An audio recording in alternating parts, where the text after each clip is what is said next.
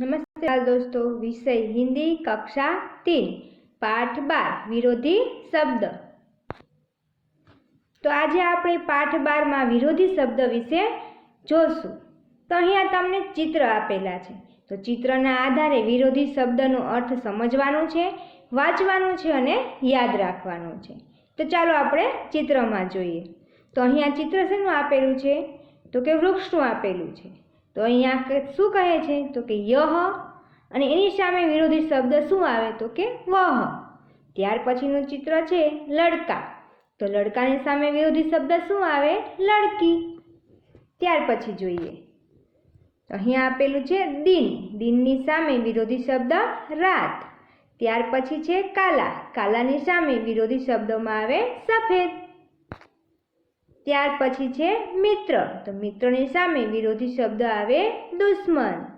त्यार पछी छे गांव, गांवनी सामे विरोधी शब्दमां शहर।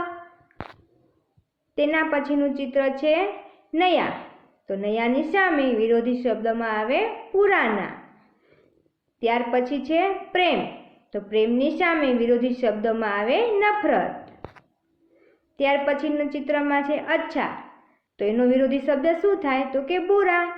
त्यार पछी छे बड़ा, तो एनो विरोधी शब्द छोटा। तो 12 मित्रों, आपणे आगळना चित्रमां चित्र द्वारा समज जोई।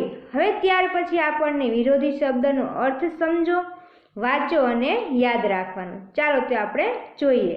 अहींया थोड़ा विरोधी शब्द आपेला छे, जोईए। आशा तो निराशा, लाभ तो हानि, मान तो अपमान, आकाश तो पाताल, राजा तो रानी, अमीर तो गरीब, प्रश्न तो उत्तर, सुख तो दुख, जीत तो हार, जन्म तो मरण, सोना तो जगना, आया तो गया, धर्म तो अधर्म, न्याय तो अन्याय, पवित्र तो अपवित्र, छेल्ले आवे छे जय तो पराजय।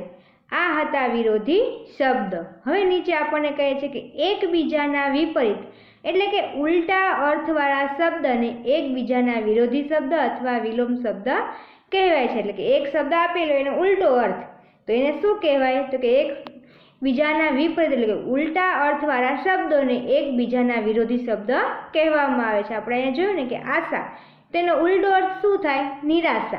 त्यार पछी राजा, तो एनो उल्टो अर्थ, तो के रानी। આવી રીતે આપણે વિરોધી શબ્દ જોયા। હવે આપણે આગળ અભ્યાસ જોશું। તો અહીંયા આપણને ગુજરાતી શબ્દનો હિન્દી શબ્દ લખવાનો છે। ચલો જોઈએ। પેલું સુ, તો એને હિન્દીમાં શું કહેવાય, સોના। બીજું શહેર, તો એને હિન્દીમાં શહર। ત્રીજું છે ઉત્તર, તો એને હિન્દીમાં ઉત્તર જ કહેવાય। ચોથું છે ખરાબ, તો એને હિન્દીમાં આપણે બુરા કહીશું। પાંચમું છે આવવું, તો એને હિન્દીમાં કહેશે આના। ત્યાર પછી છે છઠ્ઠું સુખ, તો એને હિન્દીમાં આપણે શું લખશું, સુખ। ત્યાર પછી આગળ જોઈએ। હવે ત્યાર પછી આપણને હિન્દી શબ્દનો ગુજરાતી શબ્દ લખવાનો। પહેલા આપણે જોયું કે ગુજરાતી શબ્દનો હિન્દી શબ્દ લખ્યો, હવે આપણે અહીંયા હિન્દી શબ્દનો ગુજરાતી શબ્દ લખીશું। ચાલો જોઈએ। દિન, દિન એટલે દિવસ। આકાશ, આકાશ એટલે આકાશ। મિત્ર, તો ગુજરાતીમાં એને આપણે દોસ્ત કહેશું। કાલા, તેને ગુજરાતીમાં કાળો કહેશું। જગના, જગના એટલે એને ગુજરાતીમાં જાગવું એમ કહેવાય। ત્યાર પછી છે અમીર, અમીર એટલે પૈસાદાર। તો આ હતા હિન્દી શબ્દના ગુજરાતી શબ્દ। ત્યાર પછી નીચે આપેલા શબ્દોના વિરોધી અર્થવાળા શબ્દ તમારે અહીંયા ચોરસમાં ગોતવાના છે અને પછી એની ઉપર ગોળ રાઉન્ડ કરી અને સામે તમારે ફરીવાર લખવાના છે। તો અહીંયા તમને આપેલું છે કે યહ, તો યહનું શું થાય વિરોધી શબ્દ, તો કે વહ। તો એ તમારે સામે ચોરસમાં ગોતવાનું, એની ઉપર ગોળ રાઉન્ડ કરીને પછી સામે જવાબમાં લખવાનું છે યહ તો વહ। બીજું જન્મ, જન્મ તો મરણ, તો એ પણ તમારે ત્યાં ગોતી અને ગોળ રાઉન્ડ એની ઉપર કરવાના છે। ત્યાર પછી છે ધર્મ, તો અધર્મ આવે એની સામે, તો એમાં પણ ગોળ કરવાનું છે. ત્યાર પછી છે આશા, તો એની સામે આવે નિરાશા. આવી રીતે તમારે ચોરસની અંદર વિરોધી અર્થવાળા શબ્દ ગોતવાના, પછી ગોળ રાઉન્ડ કરી અને સામે એનો જવાબ લખવાનો છે. હવે ત્યાર પછી નીચે આપેલા શબ્દનો વિરોધી શબ્દ તમારે જાતે લખવાનો છે. પેલું શહર, તો એનું વિરોધી શબ્દ શું થાય? ગામ. કાલા તો સફેદ. જીત તો હાર. નયા તો પુરાના. લાભ તો હાનિ. લડકા તો લડકી. પ્રેમ તો નફરત. અચ્છા તો બુરા. રાજા તો રાની. ન્યાય તો અન્યાય. આ હતા આપેલા શબ્દના વિરોધી શબ્દ. હવે ત્યાર પછી અહીંયા તમારે વિરોધી શબ્દના યોગ્ય જોડકા જોડવાના છે.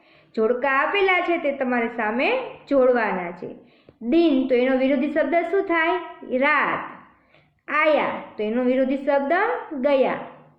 જયનો વિરોધી શબ્દ પરાજય. સુખનો વિરોધી શબ્દ દુઃખ. ત્યાર પછી છે ન્યાય, તો એનો વિરોધી શબ્દ અન્યાય. ત્યાર પછી છે પવિત્ર, તો એનો વિરોધી શબ્દ અપવિત્ર. ત્યાર પછી છે જીત, જીતનો શબ્દ વિરોધી શબ્દ હાર. ત્યાર પછી છે પ્રશ્ન, તો પ્રશ્નનો વિરોધી શબ્દ થશે ઉત્તર. તો બાળ મિત્રો, આવી જ રીતે તમારે જોડકા પણ વિરોધી શબ્દના ગોતી અને जोड़वाना छे। तो बाल दोस्तों, आज हमने पाठ 12 के बारे में जाना। अगले वीडियो में हम पाठ 13 पढ़ेंगे। जय हिंद, जय भारत।